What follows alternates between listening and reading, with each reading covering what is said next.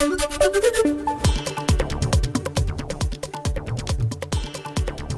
के हवाले से खबर, जल्द पकड़े जा सकते हैं कुछ और आतंकी। कुछ संदिग्धों की पहचान का खुलासा, ओसामा के पिता के मदरसे की भी जांच जारी। देश के खिलाफ आतंकी साजिश में नया खुलासा, पुलिस को गुमराह करने की कोशिश कर रहे हैं आतंकी। अब तक दिए बयानों में दिख रहा है काफी अंतर। अब सभी से एक एक कर सामने बिठाकर की जाएगी पूछताछ। दिल्ली पुलिस के सूत्रों के हवाले से खबर, प्रयागराज से गिरफ्तार आतंकी के पास से मिली 2 आईडी को आज डिस्पोज ऑफ किया जा सकता है। पुलिस ने आईडी के अलावा 2 ग्रेनेड, 2 पिस्तौल और करीब 50 कारतूस बरामद किए थे। दाऊद और आईएसआई के इशारे पर आतंकी हमले की साजिश रचने वाले 6 संदिग्ध आतंकियों से दिल्ली पुलिस और आईबी की पूछताछ जारी। पटियाला हाउस कोर्ट ने 14 दिनों की रिमांड दी है। दिल्ली पुलिस और आईबी की पूछताछ में बड़ा खुलासा, ओसामा का पिता उसैदुर रहमान और चाचा हुमैद भी आतंकी मॉड्यूल का हिस्सा। सूत्रों के अनुसार उसैदुर रहमान सीधे आईएसआई से संपर्क में है और दुबई में रहता है। हुमैद की तलाश में पुलिस जुटी हुई है। मुंबई क्राइम ब्रांच के सूत्रों के हवाले से खबर, गिरफ्तार संदिग्ध आतंकी जान मोहम्मद शेख अंडरवर्ल्ड से जुड़ा था। छोटे मोटे सेटलमेंट करने के लिए वो कहता था, मैं भाई का आदमी हूं। दिल्ली पुलिस की पूछताछ में संदिग्ध आतंकी मोहम्मद शेख का बड़ा कबूलनामा, दाऊद इब्राहिम के भाई अनीस इब्राहिम से व्हाट्सएप कॉल के जरिए बातचीत करता था। उसने मोबाइल से कई डेटा डिलीट किए। आतंकी मॉड्यूल का मुंबई कनेक्शन, धारावा के रहने वाले गिरफ्तार संदिग्ध मोहम्मद शेख के बारे में दिल्ली पुलिस को और जानकारी देने के लिए दिल्ली आएगी महाराष्ट्र एटीएस की टीम। दिल्ली पुलिस ने सबूत नहीं मिलने पर 2 संदिग्धों इम्तियाज और मोहम्मद जमील को छोड़ा। संदिग्ध ताहिर के बारे में दिल्ली पुलिस को कोई जानकारी नहीं। यूपी एटीएस ने इम्तियाज, मोहम्मद जमील और ताहिर को हैंडओवर करने का दावा भी किया था। यूपी एटीएस का राज्य से कुल 6 आतंकियों को पकड़ने का दावा। मंगलवार को 6 में से 3 आतंकियों को यूपी से गिरफ्तार किया गया था। यूपी एटीएस ने बुधवार को 3 और लोगों को गिरफ्त में लिया है। यूपी के बहराइच का रहने वाला है गिरफ्तार संदिग्ध आतंकी अबू बकर। अबू बकर के परिजनों के मुताबिक वो कुछ दिन पहले ही जमात में शिरकत करने के लिए दिल्ली आया हुआ था। यूपी के रायबरेली से गिरफ्तार मूलचंद पर उसके दोस्त माजू का बड़ा खुलासा, कहा मूलचंद अक्सर अपनी बहन के घर प्रयागराज जाता था, जिसका घर जीशान के ब्लॉक में ही है, जबकि परिवार वाले मूलचंद के कभी बाहर न जाने की बात कह रहे हैं। पाकिस्तान ने फिर एक बार सच्चाई को नकारा। आतंकियों की गिरफ्तारी पर कहा, टेरर मॉड्यूल का पाकिस्तान से कोई लेना देना नहीं है। पंजाब के सीएम अमरिंदर सिंह ने डीजीपी को भीड़भाड़ वाली जगहों पर कड़ी सुरक्षा के निर्देश दिए हैं। पिछले महीने खुलासा होने वाले टिफिन बम केस में 4 और लोगों की गिरफ्तारी के बाद अलर्ट जारी। यूपी समेत दूसरे राज्यों से आतंकियों की गिरफ्तारी और परिक्रमा मार्ग के किनारे ड्रोन मिलने को लेकर अयोध्या में हाई अलर्ट, सुरक्षा और बढ़ा दी गई है। आज रक्षा मंत्रालय को मिले 2 नए ऑफिस, 7,000 कर्मचारियों के लिए नए डिफेंस कॉम्प्लेक्स का उद्घाटन प्रधानमंत्री ने किया। सेंट्रल विस्टा परियोजना के तहत नए भवन का निर्माण हुआ है। पीएम मोदी ने कहा कि लोग 100 साल पुरानी बिल्डिंग में काम कर रहे थे, नए भवन में आसानी से काम होगा। नया डिफेंस ऑफिस सेना के कार्यों को और सशक्त करेगा। पीएम मोदी ने सेंट्रल विस्टा वेबसाइट को लॉन्च किया, कहा कि सेंट्रल विस्टा का विरोध करने वाले आज चुप हैं। सेंट्रल विस्टा का काम तय समय से पहले हुआ है। केंद्रीय मंत्री हरदीप सिंह पुरी ने कहा कि नई संसद वाली सेंट्रल विस्टा का काम अगले 1.5 से 2 महीने में पूरा हो जाएगा। अगले साल की गणतंत्र दिवस परेड से पहले काम पूरा करने की कोशिश। दुशांबे में आज से एससीओ शिखर सम्मेलन की शुरुआत। विदेश मंत्री एस जयशंकर शामिल होंगे। कल पीएम मोदी का वर्चुअल संबोधन होगा। अफगानिस्तान और सुरक्षा चिंताएं अहम मुद्दा। केंद्रीय सड़क और परिवहन मंत्री नितिन गडकरी ने आज महत्वाकांक्षी परियोजना दिल्ली मुंबई एक्सप्रेसवे का मुआयना किया। गुजरात में आज दोपहर 1:30 बजे यानी कि कुछ ही देर बाद होगा भूपेंद्र पटेल मंत्रिमंडल का शपथ ग्रहण। 26 से 27 मंत्रियों को शपथ दिलाई जा सकती है। सूत्रों के हवाले से खबर, सभी पुराने मंत्रियों को हटा दिया जाएगा। किसानों पर पराली जलाने से जुड़े 868 केस योगी सरकार ने वापस लिए। विकास में किसानों को अहम बताया। पूर्व मुस्लिम कमिश्नर परमवीर सिंह की याचिका को हाईकोर्ट ने खारिज कर दिया है। परमवीर ने अपने खिलाफ लगे भ्रष्टाचार के आरोपों की जांच को चुनौती दी थी। उत्तर प्रदेश के सीएम योगी आदित्यनाथ का आज बाराबंकी दौरा। 246 परियोजनाओं का करेंगे लोकार्पण और शिलान्यास। जनसभा को भी संबोधित करेंगे। यूपी के सीएम योगी आदित्यनाथ 19 सितंबर को सरकार के 4.5 साल पूरा होने पर प्रेस कॉन्फ्रेंस करेंगे। सरकार की उपलब्धियां भी गिनाएंगे। यूपी में योगी कैबिनेट ने एक और एटीएस सेंटर बनाने के प्रस्ताव को मंजूरी दी। देवबंद के बाद अब मऊ में भी एटीएस का सेंटर बनाया जाएगा। लखनऊ में 18 सितंबर को किसान कल्याण सम्मेलन को संबोधित करेंगे सीएम योगी। हर विधानसभा से 50 किसान प्रतिनिधि बुलाए जाएंगे। गन्ना किसानों के लिए बड़ा ऐलान कर सकते हैं। राकेश टिकैत पर यूपी में एआईएमआईएम अध्यक्ष शौकत अली ने किया पलटवार। कहा, अरविंद केजरीवाल की तरह राकेश टिकैत नेता बनना चाहते हैं। राकेश खुद बीजेपी के साथ थे, उन्हें अपने भीतर देखने की जरूरत। आम आदमी पार्टी की यूपी विधानसभा चुनाव के लिए संभावित 100 उम्मीदवारों की सूची जारी। पार्टी ने कहा, आने वाले वक्त में अगर इनका काम अच्छा रहा तो इनके नाम फाइनल हो जाएंगे। वाराणसी में सुहेलदेव भारतीय समाज पार्टी के अध्यक्ष ओम प्रकाश राजभर का सरकार पर गंभीर आरोप। कहा, चुनाव आते ही आतंकवादी दिखाई देने लगते हैं, इन्हें सरकार लाती है। साथ ही हिंदू मुस्लिम के नारे भी चुनाव आते ही तेज हो जाते हैं। ओम प्रकाश राजभर के बिगड़े बोल। बीजेपी के एससी एसटी और पिछड़े वर्ग के नेताओं को लेकर दिया विवादित बयान। ओम प्रकाश राजभर ने मुख्तार अंसारी को बताया गरीबों का मसीहा। कहा, यूपी के किसी भी सीट से चुनाव लड़ना चाहेंगे तो हम लड़ाएंगे। उनका उनके परिवार का स्वागत। केंद्रीय मंत्री रामदास आठवले ने अपनी पार्टी आरपीआई के लिए यूपी विधानसभा चुनाव में 10 से 12 सीटों की मांग की है। कहा, हमारी पार्टी के चुनाव लड़ने से बीएसपी को नुकसान और बीजेपी को होगा फायदा। मुजफ्फरनगर में बीजेपी विधायक विक्रम सैनी का बड़बोला अंदाज दिखा। कहा, किसी को अल्लाह अकबर बोलकर वोट मिलता है और हमें जय श्री राम बोलकर। योगी सरकार के मंत्री रविंद्र जायसवाल को बड़ा झटका। प्रयागराज की स्पेशल एमपी एमएलए कोर्ट ने जायसवाल के खिलाफ दर्ज आपराधिक मुकदमा वापस लेने की अर्जी खारिज की। हाल ही में राहुल गांधी की वैष्णो देवी यात्रा पर विवाद शुरू। बीजेपी का दावा, राहुल ने माता रानी के जयकारे नहीं लगाए, जिससे कटरा की धरती अपवित्र हुई। बीजेपी ने शुद्धिकरण के लिए गंगा जल का छिड़काव भी किया।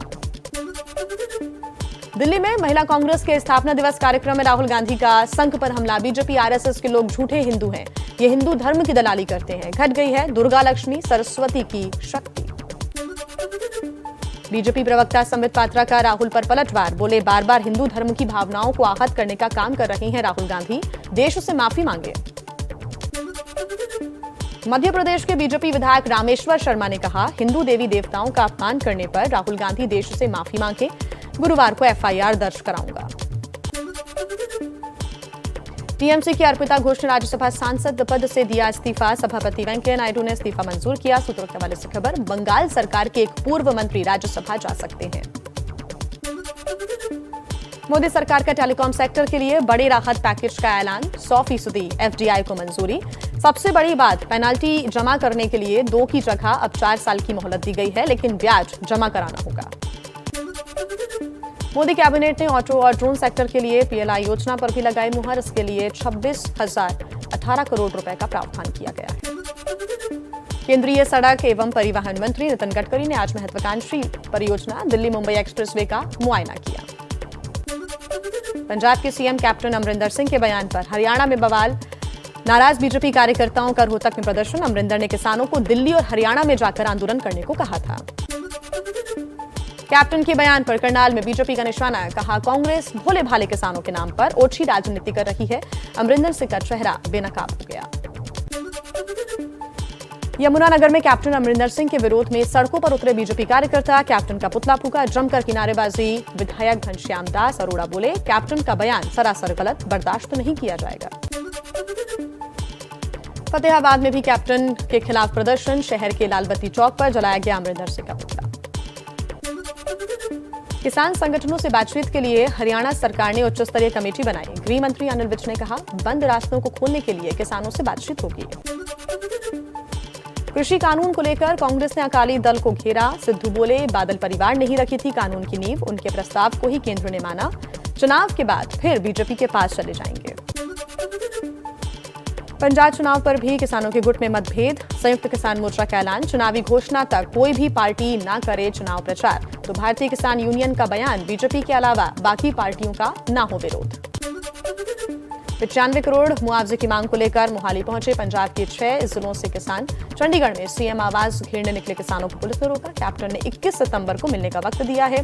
किसानों ने कहा मांगे नहीं मानी गई तो दोबारा धरना देंगे। महाराष्ट्र की उद्धव सरकार का बड़ा फैसला, ओबीसी को राजनीतिक आरक्षण दिलाने के लिए अध्यादेश आएगा। मंत्री छगन भुजबल ने कहा है कि सुप्रीम कोर्ट के 50% की सीमा के आदेश के दायरे को ध्यान में रखा जाएगा। बंगाल में विधानसभा चुनाव के बाद हुई हिंसा मामले में आज टीएमसी नेता शेख सुफियान हल्दिया में सीबीआई के सामने पेश हुए। सीबीआई उनसे बीजेपी कार्यकर्ता की हत्या के मामले में पूछताछ करना चाहती है। यूपी के राजभवन परिसर में लगेगी भगवान शिव की 4 फीट की भव्य प्रतिमा, जिसके पीछे 7 फीट ऊंचा पहाड़ भी बनेगा। राज्यपाल आनंदीबेन पटेल ने कल भूमि पूजन के साथ शिलान्यास भी किया। टाइम मैगजीन की 100 सबसे प्रभावशाली हस्तियों की सूची में पीएम मोदी और बंगाल की सीएम ममता बनर्जी के अलावा सीरम इंस्टीट्यूट के सीईओ अदार पूनावाला की को जगह मिली है। अफगानिस्तान के डिप्टी पीएम अब्दुल गनी बरादर का भी सूची में नाम शामिल। लोकल सर्किल के सर्वे में 50% लोगों ने माना महंगे पेट्रोल डीजल की वजह से खर्च में करनी पड़ रही है कटौती। 70% लोग पेट्रोल डीजल को जीएसटी के दायरे में लाने के पक्ष में। पीएम मोदी ने कहा संसद टीवी सोशल मीडिया और ओटीटी प्लेटफॉर्म पर भी होगा। संसद टीवी के नाम से एक ऐप भी होगा। दिल्ली एनसीआर में सुबह से ही हो रही है बारिश। मौसम विभाग ने बारिश का दिल्ली एनसीआर में ऑरेंज अलर्ट जारी किया है। आज चलेंगी तेज हवाएं। लखनऊ में भी सुबह से हो रही है तेज बारिश। गर्मी से लोगों को एक तरफ निजात मिली तो वहीं दूसरी तरफ बारिश से कई इलाकों में पानी भर गया। महाराष्ट्र के कोल्हापुर में बाढ़ में फंसे लंगूर एसडीआरएफ की टीम ने 12 घंटे की मशक्कत के बाद सभी को बचा लिया है। डिंडोरी जिला समेत आसपास के इलाकों में भी भारी बारिश का कहर। नर्मदा समेत सभी नदियां जलस्तर उनका बढ़ गया है। नर्मदा किनारे घाट और कई मंदिर डूबे। एसडीआरएफ और होमगार्ड के जवानों की तैनाती की गई है। डिंडोरी के अमरपुर में बाढ़ से उफनती नदी का पुल पार करने की कोशिश में पिकअप वाहन नदी में समाया। ड्राइवर ने किसी तरह अपनी जान बचाई। घंटों तक अमरपुर डिंडोरी सड़क पर आवाजाही बाधित रही। बिहार में बाढ़ की तबाही जारी। सोनपुर से सामने आई कटाव की खौफनाक तस्वीरें। सबलपुर गांव के दर्जनों घर एक एक कर गंगा की गोद में समाये। दहशत में नदी किनारे बसे लोग। दिल्ली के मायापुरी इलाके के इंडस्ट्रियल एरिया में फैक्ट्री में आग लग गई। दमकल की 13 गाड़ियां आग बुझाने में जुटी। फैक्ट्री में गाड़ी के बम्पर बनाए जाते हैं। देश में कोरोना के 24 घंटे में कोरोना के 30,570 नए मरीज सामने आए। 24 घंटे में कोरोना के 431 मरीजों की मौत हुई। 24 घंटे में 38,303 मरीज ठीक हुए। देश में जारी टीकाकरण अभियान के तहत अब तक 76 करोड़ 47 लाख से ज्यादा वैक्सीन की डोज दी गई है। 24 घंटे में 64,51,000 से ज्यादा वैक्सीन की डोज लगी। कल सबसे ज्यादा 10,61,000 डोज महाराष्ट्र में दी गई। एमपी के कटनी में बढ़ते डेंगू और वायरल बुखार के मरीज, जिनमें सबसे ज्यादा बच्चे। लोगों का आरोप फैलते डेंगू के बाद भी शहर में कई जगह गंदगी और पानी जमा है, जिस पर अधिकारी ध्यान नहीं दे रहे हैं। कटनी में डेंगू से बचाव के उपायों पर विवाद भी सामने आया। नगर निगम कमिश्नर का दावा, फॉगिंग मशीन से दवाइयों का छिड़काव किया जा रहा है। वार्ड पार्षद का आरोप, कहीं कोई छिड़काव नहीं हो रहा। फॉगिंग मशीन के खराब पड़े होने का भी दावा किया। यूपी में फिरोजाबाद, कानपुर और प्रयागराज जैसे जिलों में बढ़ते बुखार के मरीजों के बीच जालौन में 12 साल के बच्चे की बुखार से मौत हो गई। प्रशासन ने इलाकों में जांच अभियान छेड़ा। बिहार की राजधानी पटना में वायरल बुखार पर काफी हद तक काबू पाने का दावा। एनएमसीएच के एमएस विनोद कुमार सिंह बोले, अस्पताल में कुल 84 बेड में से 75 पर बच्चे भर्ती हैं, जिनमें कुछ ही बच्चे वायरल से पीड़ित। गोपालगंज में वायरल फीवर से एक और बच्चे की मौत। सितंबर में अब तक कुल 10 बच्चों ने जान गंवाई, तो सदर अस्पताल में बुखार से पीड़ित 15 बच्चों का इलाज चल रहा है। घाटे में चल रही सरकारी विमान कंपनी एयर इंडिया को खरीदने का रतन टाटा का सपना हो सकता है साकार। बोली लगाने की मियाद खत्म। सूत्रों के मुताबिक टाटा सन्स और स्पाइसजेट की बोली में टाटा सन्स का दावा मजबूत। आजादी का अमृत महोत्सव। साल में केंद्र सरकार ने राजनीतिक कार्यकर्ता और क्रांतिकारी चंपक रमन पिल्लई को याद किया। 131वीं जयंती पर सूचना और प्रसारण मंत्रालय की ओर से श्रद्धांजलि भी दी गई। जम्मू कश्मीर में मुश्किल में सेब कारोबारी। देश की मंडियों में कश्मीरी सेब के दाम 40% तक गिरने का दावा। केंद्र ने भी इस बार सेब खरीद योजना मार्केट इंटरवेंशन स्कीम शुरू की है, तो वहीं जिससे मुश्किलें ज्यादा बढ़ती हुई नजर आईं। ब्रेन डेड एक व्यक्ति के हार्ट से बचाई गई दूसरे व्यक्ति की जान। हैदराबाद में सड़क पर ग्रीन कॉरिडोर बनाकर ब्रेन डेड व्यक्ति का हार्ट बहुत तेजी से एक अस्पताल से दूसरे अस्पताल शिफ्ट किया गया। झारखंड में रामगढ़ बोकारो हाईवे पर बस और वैगनार कार में भीषण टक्कर हो गई। कार में सवार बच्चे समेत 5 लोगों की मौके पर मौत। टक्कर के बाद कार में आग लग गई थी। ग्रेटर नोएडा के बादलपुर में मॉर्निंग वॉक पर निकली 2 बहनों में से एक लड़की का कार सवार बदमाशों ने अपहरण कर लिया। एक उनके चंगुल से छूटकर भाग निकली। सैकड़ों परिजनों ने दादरी जीटी रोड पर जाम लगा दिया। लड़की पूर्व प्रधान की बेटी बताई जा रही है। मिस्टर इंडिया रह चुके बॉडी बिल्डर मनोज पाटिल ने मुंबई में खुदकुशी की कोशिश की। जानकारी के मुताबिक सुसाइड की कोशिश से पहले मनोज ने एक नोट भी लिखा है, जिसमें अभिनेता और इन्फ्लुएंसर साहिल खान को जिम्मेदार ठहराया गया है। कूपर अस्पताल में चल रहा है इलाज। मौत की खबरों के बीच मुल्ला बरादर ने एनटीवी इंटरव्यू दिया है। सोशल मीडिया पर मुल्ला बरादर की मौत की खबरें चल रही थी और इस खबर का खंडन करते हुए मुल्ला बरादर ने ये इंटरव्यू दिया।